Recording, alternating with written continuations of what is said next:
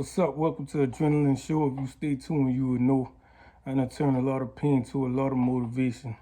I done been to foster home, group homes, and Department of Corrections. And you are now watching me from a whole nother direction. Hey, this video tonight is about exposing the secret organization that runs the South Carolina Department of Corrections. If you ask me, all the Department of Correction throughout the United States, as well as the USPs, federal prisons. So check this out. The organization that I'm referring to is the Masons, the Shriners, and the Eastern Stars. They all branches of Masonic organizations, the Masonic family. And this is how I find this out. So, if you ain't look at none of my other videos, I was on this thing called a Youthful Offender Act, which is a 1 to 5 year guideline program type thing, to where you do 10 months. You do 10 months of the program and you go home, as long as you don't get no disciplinaries, or you can continue to run that 10 months up until you finish the whole 1 to 5 Youthful Offender Act. Now, you could have a mandatory, the way you gotta do the whole thing. 4 years and 8 months is a mandatory, and that's only for most people that got like a real violent crime. So, yeah, you gotta be like 17 to 25. Now, if you get out on parole and you go on a run, that Youthful Offender Act follow you. I don't care if you, that's the only way you'll see a 40-year-old on the Youthful Offender Act, that because he ran. And when you run, the act stop. I don't care how long you can run for 40 years. You're gonna be 60 years old amongst some 17 to 25-year-olds.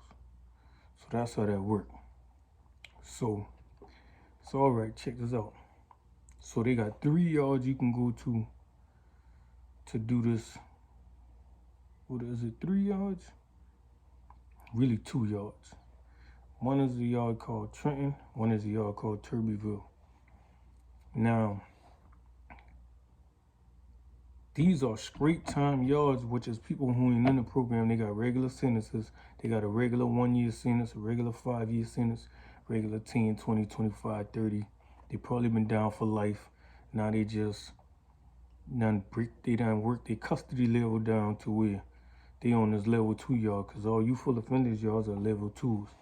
Now, on the youthful offender yard, like I say, we all young, 17 to 25, unless you an older dude who got caught up because this shit stopped. But most likely, older dude is just chilling. He just ain't nobody, he ain't getting into shit. Now, we in this program on these level 2 yards, but we in a program. So the dudes with the street timers do not basically interact with us unless they work in the kitchen most likely, or they run in the program of the church, or you Muslim, that's the only time you interact with them.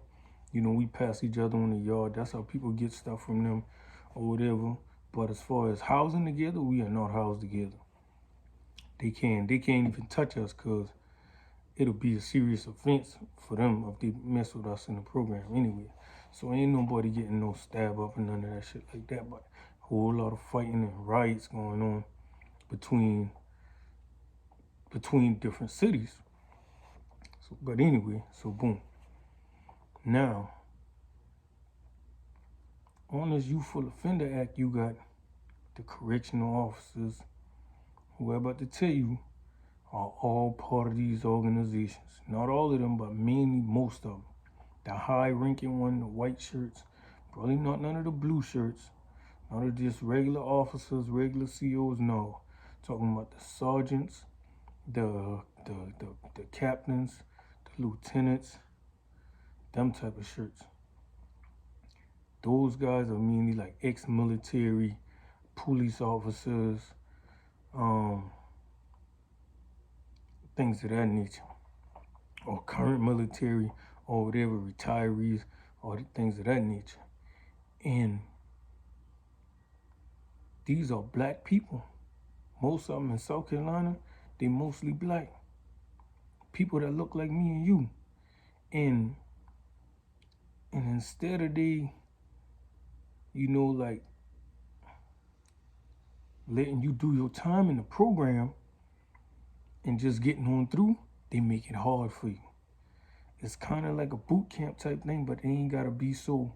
Once you they have a boot camp, which is like 9 weeks, but once you finish that 9-week program, you're able to go to the yard where you do your last 4 or 5 months and you go home. But they don't allow that. They gotta use it. They gotta abuse their power, and they gotta use excessive force, and they just gotta dominate, and they just gotta fuck you up. These people back there, we young, we 130 pounds, 120 pounds, we small kids, bro. I ain't gonna say kids, but we small young men. And there's supposed to be a program to help us correct ourselves. But man, these people fucking us up back there. Like fucking you up. Man, one dude, and they're talking about for the slightest talking back, things are like simple as that, sucking your teeth, things like that, they gonna make an example out of you. So many dudes, bro, came down there, bro, and left with their 4 front teeth gone. Cause these people down there catching wreck on you like for fun. These people 6'4", 6'3", 6'2". Most of them 6 feet tall, 200 something pounds. Some of them even 300 pounds. Beating the dog shit out you, fucking you up. And when you go to medical, they got these old ass white nurses right there who gonna lie and be like, ain't nothing wrong with you. You good. They gonna send you to that infirmary, let your ass heal up, they ain't bring you back. They ain't even gonna bring you back, they'll throw you in a hole. Once they bust you up like that, they gotta put a charge on you because they gotta have a reason why they use that force. Man, so many dudes, bro, and they're talking about they running up in the room on you too deep. They just acting like thugs, bro. Like they acting like thugs. And we young and I'm seeing this shit, like they beating the shit out niggas with no mercy. Slamming your head against shit, slamming your head, and ain't nothing but concrete in there. And still, they running up in that room all because you disrespect, you say something, you cuss at them, or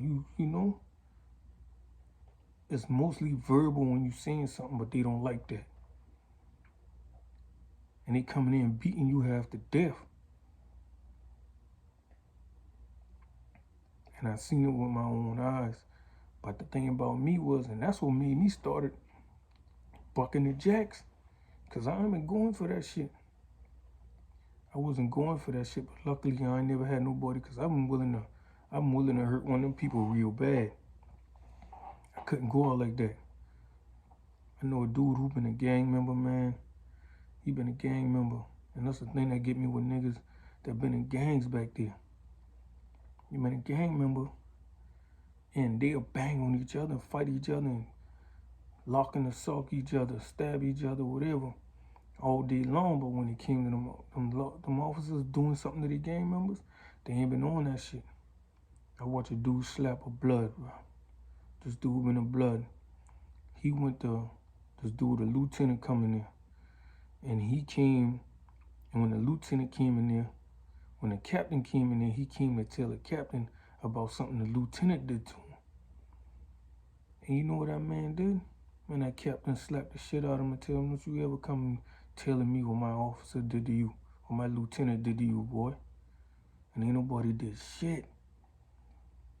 And that been like one of my first week there.